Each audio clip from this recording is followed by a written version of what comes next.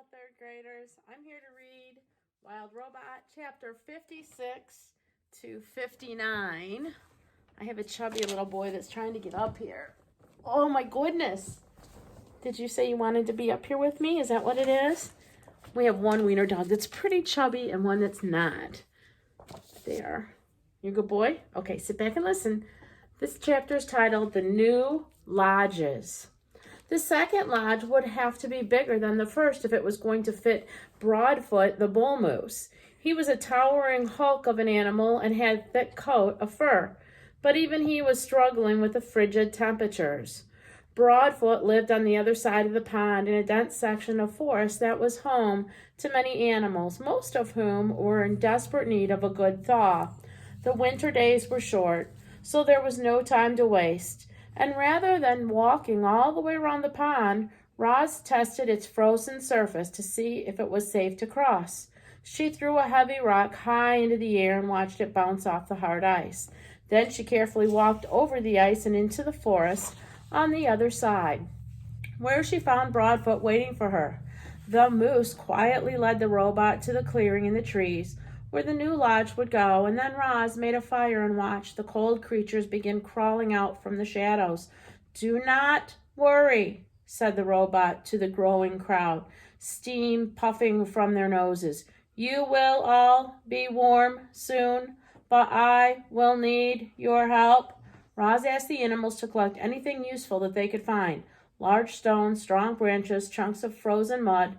With the robot's building expertise and the small army of helpers, construction of the second lodge didn't take long. The animals happily agreed to the robot's truce, and then they shuffled into the warm wooden dome. "If you keep the fire alive, it will keep you alive," explained Roz as she dropped another into the flames.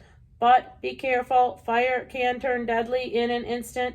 At dawn, heavy snow was falling again, and there was Roz, setting out from the nest to build a third lodge. She trudged into the great meadow where fierce winds had created enormous, sweeping snowdrifts, but she powered through and finished the job, and was soon beginning to work on a fourth lodge and then a fifth.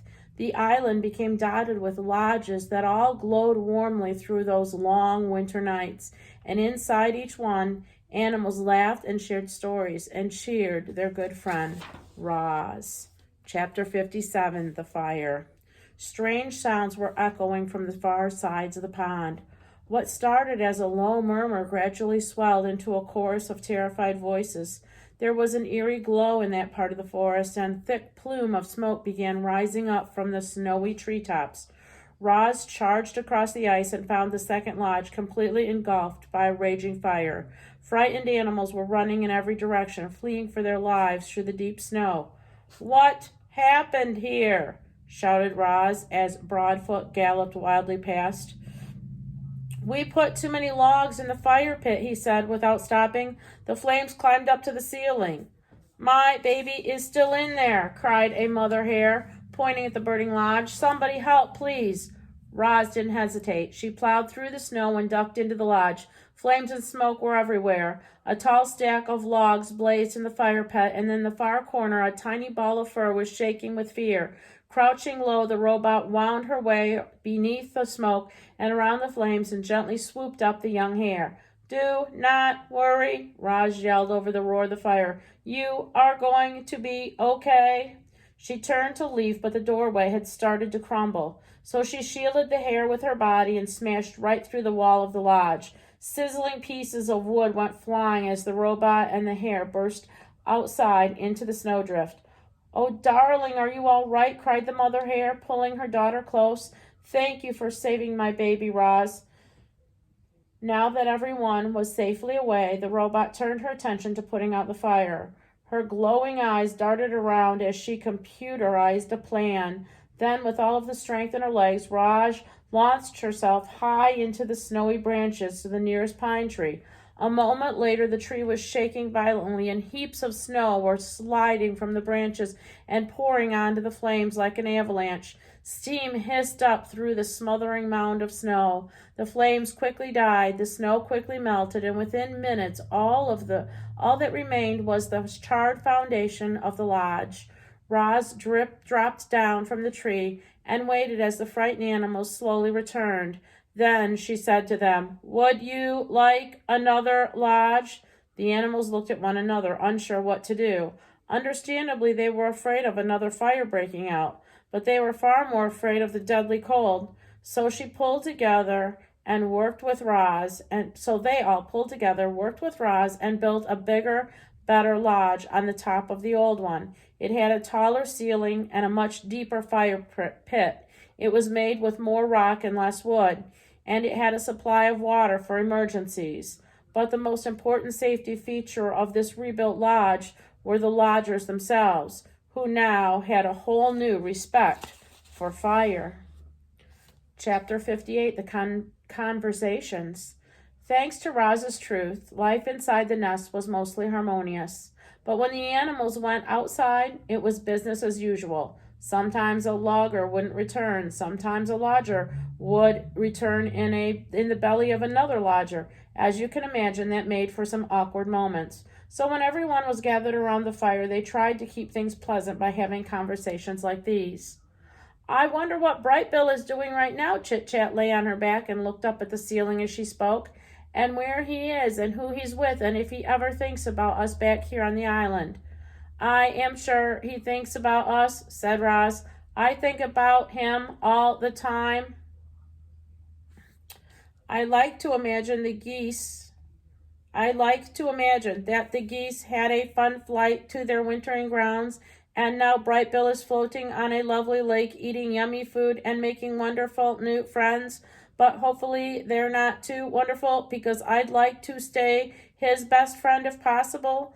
That is a nice thought," as Roz continued. "I do worry the flock might have gotten caught in this icy weather. I do not think they would handle it well." "Don't worry, I'm sure they're fine," said Chit-Chat. "Bright Bill is such a great flyer that I know he'll keep the flock out of trouble." "He is a great flyer," said Roz, "but I do still worry." "Life is short," Dig Down the Old Groundhog was giving another one of her fireside speeches. "I'll be lucky if I see the spring. I don't want your pity. I've had a good run. But I'll tell you what, if I could do it all over again, I'd spend more time helping others. All I've ever done is dig tunnels. Some of them were real beauties too, but they're all hidden underground where they're no good to anyone but me. And they weren't even good to me this winter. Now the beavers, they have it all figured out. They built a beautiful dam which created a lovely pond that made all our lives better. That must feel mighty good." "The beavers made our lives better in another way," said Fink. "They taught Roz how to build." "Ain't that the truth?" said Dig Down. "Roz, you must have saved half the island with your lodges. And to think we used to call you a monster. I'll repay my debt to you if it's the last thing I do." "Your friendship is payment enough," said Roz. "Oh, please, your sweetness is going to make me sick. There must be something I can do." "Your friendship really is enough. Friends help each other, and I will need all the help I can get. My mind is strong, but my body will not last forever. I want to survive as long as possible, and to do that, I will need the help of my friends." The animals listened quietly to Roz and thought of their own struggles to survive. Life in the wilderness was hard for everyone. There was no escaping that fact. But the robot had made their lives a little easier, and if ever they could, the animals would return the favor. "I have seen 93 winners, far more than any of you," Craig the Turtle spoke slowly. "But everyone always listens to his words. And I can tell you that the winters have gotten colder, and the summers have gotten hotter, and the storms have gotten fiercer. I heard that the ocean has gotten higher," said Chit-Chat, "but I don't see how that could be true. I mean, where would all that extra water go?" "You are right," said Craig the Turtle, "but the ocean is higher. My grandfather used to say that long ago. This island was not an island at all. It was a mountain surrounded by flatlands. And then the ground shook and the oceans grew and the land slowly flooded until the mountain came into this island. Animals from far and wide were forced to come here and escape the flood waters. In those early days, there were too many animals living in too small a place. The island did not have enough food to feed them all. But between fighting and disease and famine, A balance was finally reached, and we have kept the balance ever since. Chit Chat's eyes grew wide with concern. If the ocean keeps rising, will we be swallowed up by the waves? And I don't know how to swim. If the waves ever do swallow up the island, it will not happen for a very long time, said Craig. But by then, we will all be long dead anyway, even me. Everything has a purpose. It was Swooper's turn to lecture the lodgers. The sun is meant to give light. The plants are meant to grow. We owls are meant to hunt. We mice are meant to hide. We raccoons are meant to scavenge. Roz, what are you meant to do? I do not believe I have a purpose. Ha, I respectfully disagree, said Swooper. Clearly you are meant to build. I think Roz is meant to grow gardens. Roz is definitely meant to care for Brightbill. Perhaps I am simply meant to care for others. The spring. Dripping water, flowing water, splashing water, winter's blanket of snow and ice was finally beginning to melt. White was fading away to expose the grays and browns that had been hidden beneath. Little green buds were appearing all over. Crowds of bright flowers were rising up from the dirt, and soon the island would be bursting with rich scents and colors. At long last, it was spring. The lodgers returned to their homes. The hibernators emerged from their secret places. Roz roamed across the island and checked in with the beavers and the bears and all their friends she missed. Then the robot went home to work in her garden. After the bitterest winter anyone could recall, life was slowly returning to normal. However, it was a quiet spring. There were fewer insects buzzing, fewer birds singing, fewer rodents rustling.